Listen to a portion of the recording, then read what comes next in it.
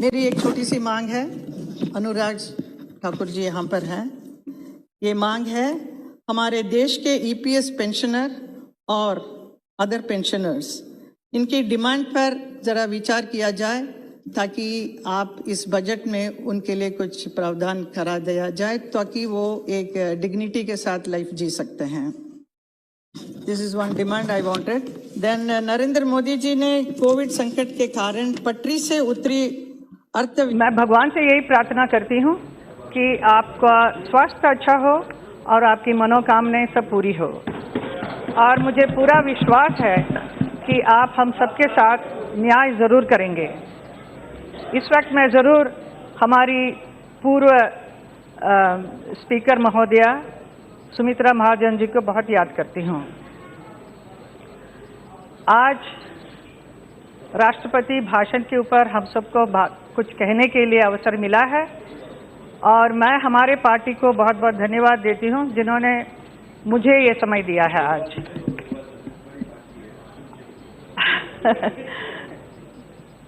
I must say, we the members of this august house are really lucky to be part of this great transition taking place in our country. A transformation of a new India under the leadership of our dear Prime Minister Narendra Modi ji.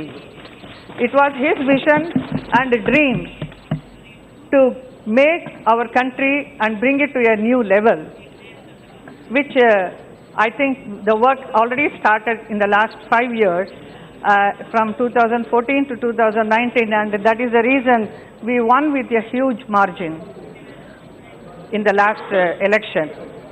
I thank the entire country, the people of this country who voted for us. I thank them beyond caste and creed they voted. That shows how much faith they have in us. And also all the women voters who came fearlessly forward and voted for us. Honorable President of India, he mentioned in his speech, it is a matter of pride for every Indian that when our country completes 75 years of independence in 2022, we would have achieved many national goals for building a new India. To pave the way for the golden future of new India, my government has resolved to work on an action plan. मैं ये कहना चाहती हूँ कि हर सच्चा भारतीय अपने देश को फलते फूलते आगे बढ़ते विकसित होते देखना चाहता है। ठीक उसी तरह मेरा भी एक सपना था कि हमारा देश कैसा हो। जब भी मैं विदेश जाती थी तो मुझे लगता था कि यहाँ कितना अच्छा है, सब कुछ साफ सुथरा, neat and clean, very well discipline. हमारा देश में ऐसा क्यों नहीं है? जब भी मैं वापस आती थी हमारे देश में तो मुझे बहुत दुख होता था कि ऐसा क्यों नहीं है, हमारा देश भी ऐसा होना चाहिए। तो मुझे कहते हैं कि भले देर से हो लेकिन खुली आंखों से देखा गया सपना सच होता है, और मैं स्वयं को बहुत सौभाग्यशाली मानती हूँ कि मेरे जीवन काल में मोदी जी के नेतृत्व में मैंने इन सपनों को सच होते देखा है। मैं इन सपनों को सच होते देख रही हूँ, एक नए भारत का निर्माण होते देख रही हूँ, न्यू इंडिया बनते देख रही हूँ। मोदी सरकार के वैसे अनगिनत उपलब्धियां हैं, बहुत सारे हैं, जैसे किसानों के हित में, जवानों के लिए, वेलफेयर के लिए, और शिक्षा क्षेत्र में, स्वास्थ्य में, ऐसे बहुत कुछ है। लेकिन सबसे ज़्यादा बहुत ही बढ़िया और अद्भुत जो है वो विमेन एम्पावरमेंट। आज मैं कहूँगी कि हमारे देश की बहुत सारी महिलाएं, specially the young ones, are doing really very well, और कंधे से कंधे मिलाकर बहुत कुछ काम कर रही हैं। आप देख लीजिए, जैसे बैंक में बैंक चेयरमैन के पदवी में, हर सर्विस सेंटर में महिलाएं हैं। आप ये भी देख सकते हैं, मेट्रो भी चलाती हैं, ऊबर भी चलाती हैं, और यहाँ तक कि हम जिस हवाई जहाज़ में उड़ते हैं बहुत सारी young pilots are there, young girls are flying the aeroplane. यहाँ तक इतना ही नहीं, आर्मी, नेवी और एयरफोर्स में भी महिलाएं हैं, और ये भी सुना है कि एयरफोर्स में फाइटर प्लेन भी ये लड़कियां चलाती हैं। Hats off to those young girls. और इतना ही नहीं, हमारे भी फिल्म इंडस्ट्री में बहुत सारी महिलाएं आगे आई हैं और बहुत सारे क्षेत्र में, जैसे डायरेक्शन हो या फिल्म स्क्रिप्ट राइटिंग हो या camera, behind the camera, all kind of thing they are able to do, which is really remarkable and we really feel very proud to see them. And apart from that, so many doctor engineers are there, doctors are there, and scientists are there, astronomers. ऐसे बहुत सारे जगह पे हमारी महिलाएं बहुत सारे काम करती आई हैं. महिलाएं चाहे गांव की हो या शहर की, चाहे जिस जाति या धर्म की हो, मोदी सरकार ने उनको उनका हक दिलाया है. महिलाओं के लिए कई योजनाएं शुरू की हैं, खास तौर पर गांव में रहने वाली महिलाओं के लिए, जैसे उज्ज्वला योजना, जिस योजना के बारे में मैं कहना चाहती हूं, कब तक आंखों में रहेंगे आंसू और फेफड़ों में चूल्हे का धुआं, कुछ ऐसा ही था गांव की महिलाओं का सोचना. लेकिन उन्हीं महिलाओं की आंखों से आंसू पहुंच के धुएं का रुख जिसने मोड़ दिया, ऐसी बनी उज्ज्वला योजना.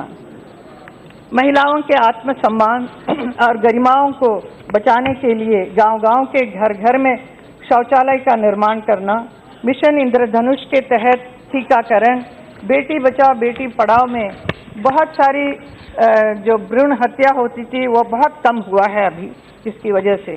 प्रधानमंत्री आवास योजना में महिलाओं को रजिस्ट्री में प्राथमिकता मिलना, मुस्लिम और अन्य अल्पसंख्यक बहनों के हक को ध्यान में रखते हुए योजनाएं बनाना, ये साबित करता है कि आज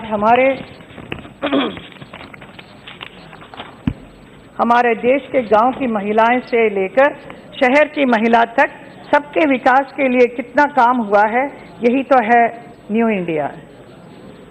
महोदय, जहां 2009 लोकसभा इलेक्शन में महिलाओं का वोट परसेंटेज सिर्फ 55.82% था, वहीं वो वोट परसेंट 2014 के इलेक्शन में 65.3% हो जाना और आश्चर्यजनक रूप से 2019 में जंप होकर 69% महिलाओं का वोट देना बहुत बड़ी उपलब्धि है, न सिर्फ सरकार की बल्कि देश की हर महिला की. और महोदय, संसद की इतिहास में पहली बार 30 नहीं, 40 नहीं, 50 नहीं, 50 या 60 नहीं, बल्कि 78% महिला सांसदों का इस सदन की गरिमा बढ़ाना, 78 महिला सांसदों का इस सदन की गरिमा बढ़ाना देश की हर महिला के लिए सम्मान की बात है, अभिमान की बात है, जिसका श्रेय हमारे प्रिय प्रधानमंत्री जी को मैं देना चाहती हूँ. और एक बात ये कहना चाहती हूँ महोदय, कि जिस तरह पेड़ कभी अपने फल नहीं खाता, नदियां कभी अपना पानी नहीं पीती, बादल पानी बनकर खेतों में बरसता जरूर है, लेकिन खुद कभी उस खेत का अनाज नहीं खाता, उसी तरह हम सबका जन्म भी परोपकार के लिए हुआ है. और हमें मोदी जी की तरह उनसे इंस्पायर होकर अपना जीवन लोगों के परोपकार और देश के उद्धार में लगाना है. महोदय, यहाँ एक बात मैं और कहना चाहती हूँ कि पानी हमारे देश की बहुत ही बड़ी समस्या है. अभी जहाँ पर अभी जिक्र हो रहा था, पानी तमिलनाडु में नहीं है, ऐसा नहीं कि पूरा देश में ये प्रॉब्लम है. तो मैं मेरी संसदीय क्षेत्र में जाती हूँ, मथुरा में पानी, drinking water specially is a very big problem. बहुत सारी महिलाएं तड़प रही हैं और मुझे खुशी है कि इस वक्त इस काम पर बहुत सारी काम कर रही है हमारी सरकार.